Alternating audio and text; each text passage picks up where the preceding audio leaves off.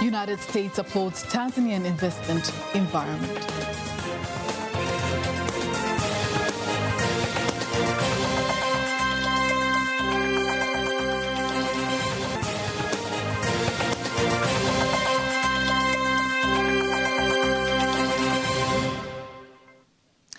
Good evening, I am Faitha Ngaga. You can also follow us live via our YouTube channel, TBC Online. Also, get all the latest news through our Instagram, Facebook and Twitter pages at TBC Online. President Dr. Samia Suluhu Hassan has approved the request to extend the land tax amnesty period to 3 months, whereby after the period is completed, legal measures will be taken. The measures include the revoking of the possessions, taking them to court, seizing land and auction it to compensate for the relevant taxes. Presenting the statement in Dodoma, the Ministry for Lands, Housing and Human Settlement, Dr. Angelina Mabula says the decision follows the requests made by some government institutions, public organizations and the citizens. Na hii imetokana na kusubiri dakika za mwisho kwa sababu msamaha ulikuwa wa miezi 6 lakini watu hawakuweza ku. The tax exemption was for 6 months, but most of people could not use that opportunity until its deadline. So as a result, they could not benefit from it. For this period that the President has just added, I urge everyone to use this opportunity to avoid any inconvenience. Together with the ordinary citizens, there are also 73 organizations that are owed a total of 63 billion shillings.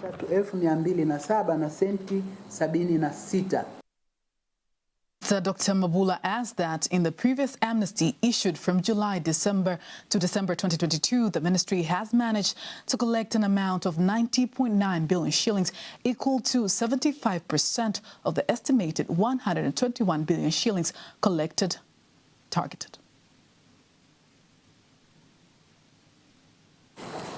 Hivyo yameongezeka kwa shilingi bilioni 33.9. The tax collections in the financial year 2022-2023 have increased by 33.9 billion shillings compared to the financial year 2021-2022.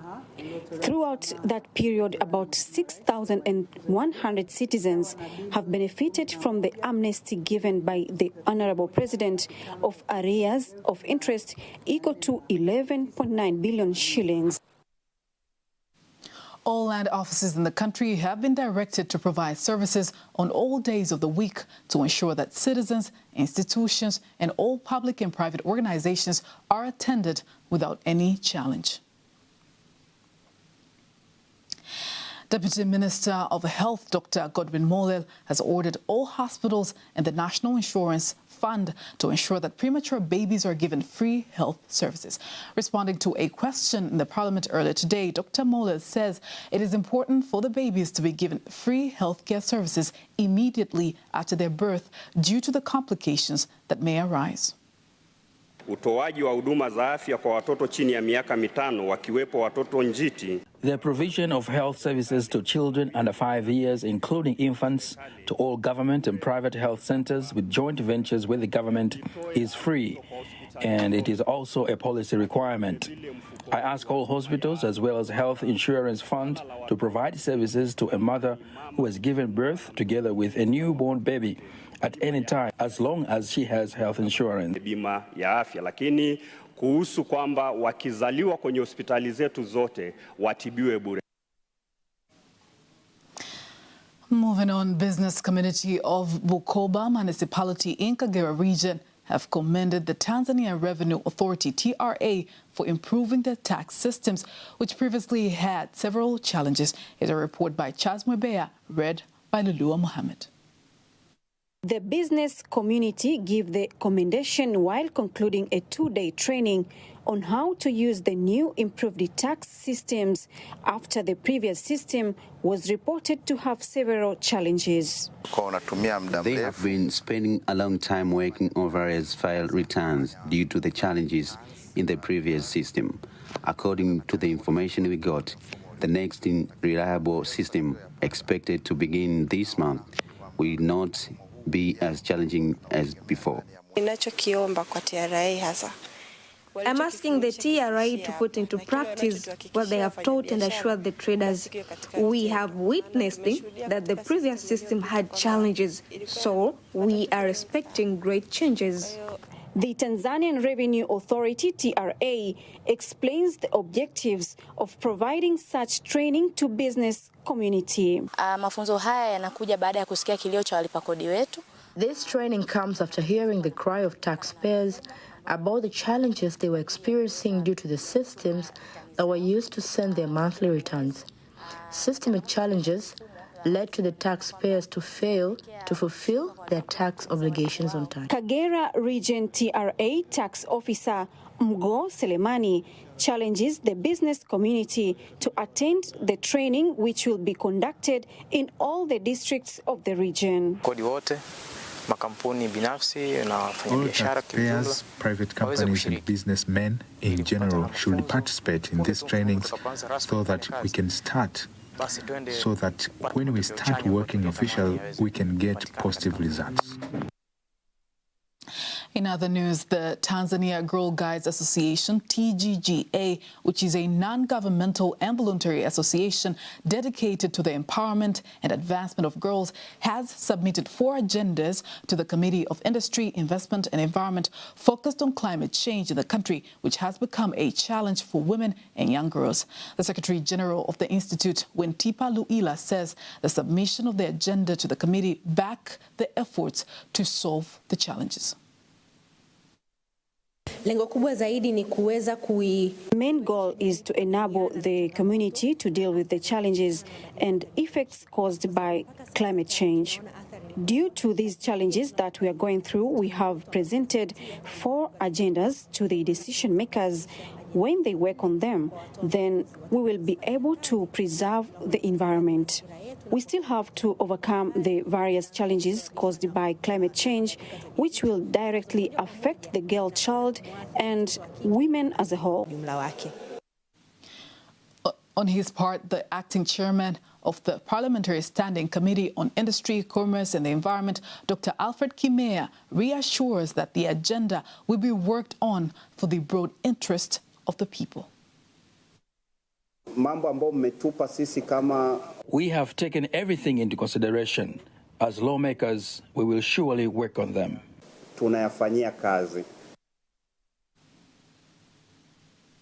Some of the issues presented include reducing fees on renewable energy, ensuring that during construction permits are issued for harvesting water, planting trees to take care of the environment, as well as providing education on environmental conservation.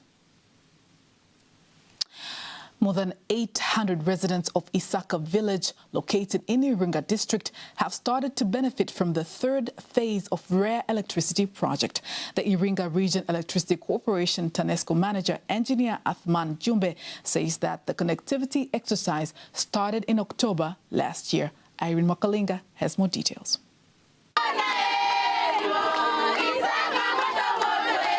Their long-term dreams have come true finally. The Isaka village residents are delighted to be connected to the national grid. Grinding machines are now connected to electricity. This means grain milling machines have been moved closer and entrepreneurial activities will now flourish here. In the past, we only depended on agriculture. But when you sell your crops in July, you're left with no money. Now, I believe I will get money. The TANESCO manager in Iringa region, Athman Jumbe, reiterates that every village, township, every corner will be connected to the electricity.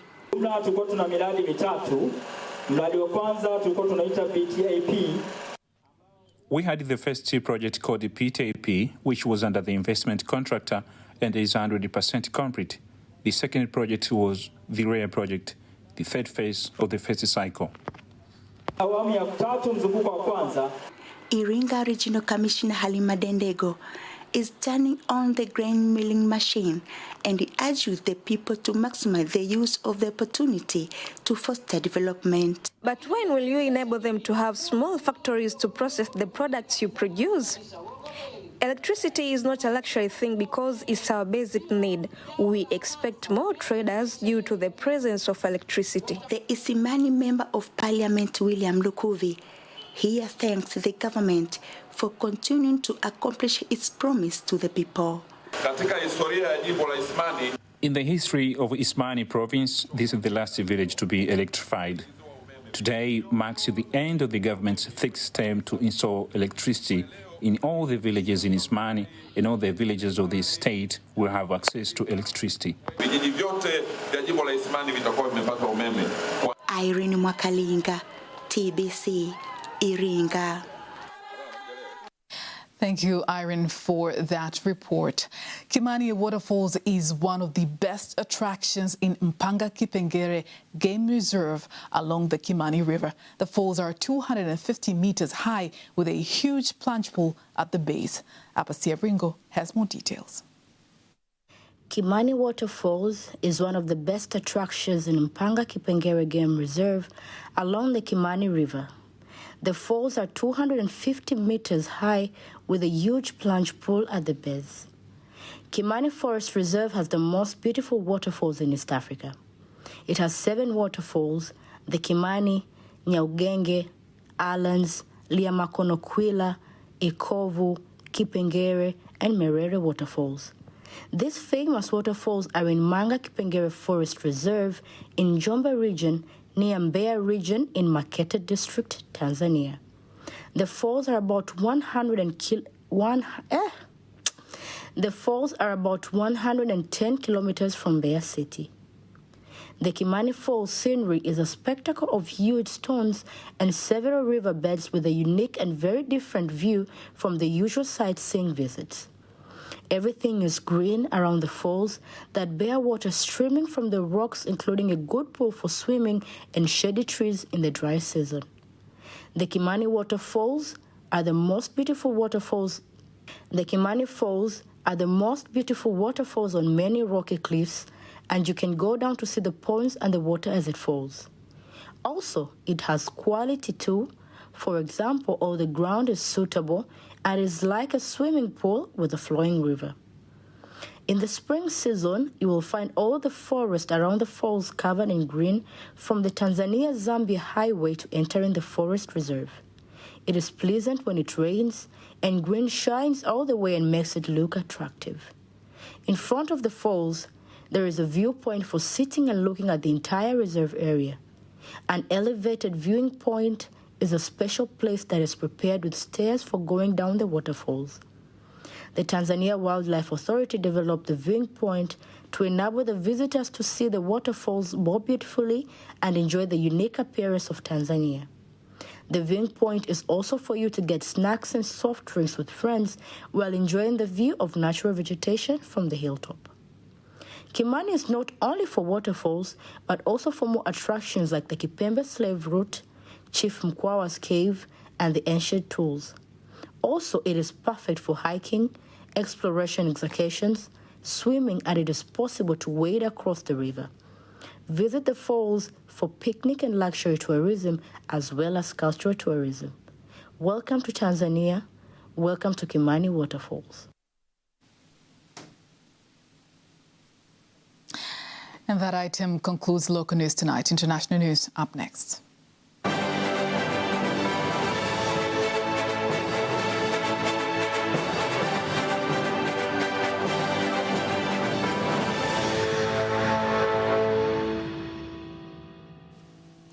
And now let's get international news.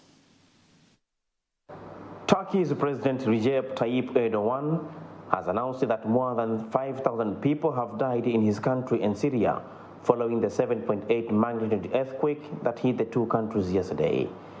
Erdogan said more than 3,400 people died in Turkey alone, while also announced 7 days of national mourning. The president also announced 3 months of a state of emergency in 10 provinces badly affected by the quake. 70 countries and institutions are sending aids and rescue teams in Turkey and Syria, but adverse weather hamper the rescue operations. The President of Kenya, William Ruto, and Deputy President Rigathi Gachagua have held a meeting with a section of MPs from Orange Democratic Movement Party at the State House in Nairobi. Kisumu County Senator Professor Tom Ojienda and GEM MP Elisha Odhiambo are among the 9 lawmakers who attended the meeting. The statement issued by the Presidential Communications Service said the leaders explored a mechanism of working together to address national and county issues. The meeting comes at a time Azimio leader Raila Odinga has lined up a series of public engagement rallies in a number of counties, maintaining that his victory was stolen during the August 9th election. The Orange Democratic Movement, ODM, has distanced itself from the meeting, and it is accusing MPs of trying to undermine their leader Raila Odinga, adding that the objective to press the Kenya Kwanza government to resign will go on. And the body of former Pakistan military ruler Pervez Musharraf, who died in exile in Dubai, has been buried in the southern city of Karachi. Musharraf, who fled Pakistan in 2016 after a travel ban on him was lifted, died on Sunday, aged 79, in Dubai, having suffered a long illness. Prayers were held at the grounds of a military compound in Karachi in a ceremony attended by around 10,000 people, mostly retired and serving military officers. Musharraf took power in Pakistan in October 1999 in a bloodless coup, overthrowing then Prime Minister Nawaz Sharif. He left the office in 2008 after he lost the election. Russia's Foreign Minister Sergei Lavrov has promised continued military support for Mali, which has been battling a jihadist insurgency for more than a decade. Mr. Lavrov was speaking at a news conference in the capital Bamako. It is his 3rd visit to an African country in recent months. Mali's military leader, Colonel Assimi Goïta, has formed a close relationship with Russia, while relations with France have worsened. That was international news with Ahmed Salum. Now, sports news is up next.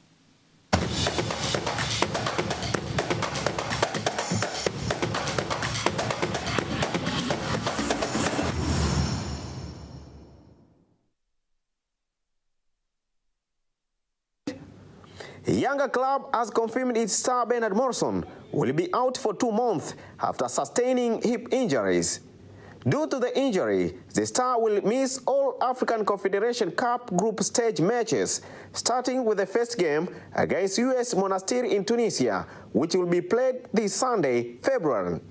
Yanga expect to leave the country at dawn today to go to Tunisia with a squad of 25 players to start the pursuit of 3 points in the group stage of Federation Cup. The Sports Council of Tanzania, BMT, is saddened by the statement made by Abdallah Komboza accusing the government of failing to send the Tanzania wheelchair tennis team to Nigeria to participate in the African Championship. BMT Secretary General Nemo Msita says that the government recognized 2 players and 1 coach who have been paid by the International Athletics Federation to participate in the competition. Msita said the government has been supporting various sports in the country, including people with disabilities, without discrimination, with the aim of promoting sport in this country. Baraza linatoa wito kwa wadau wote kuacha kupotosha umma.